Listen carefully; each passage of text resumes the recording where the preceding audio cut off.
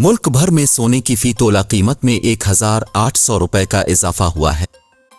Al Pakistan gems and jewellers association के मुताबिक सोने की फी तोला कीमत 1,800 रुपए बढ़कर 2,19,800 रुपए है। 10 ग्राम सोने का भाव 1,543 रुपए इजाफे से 1,88,443 रुपए है।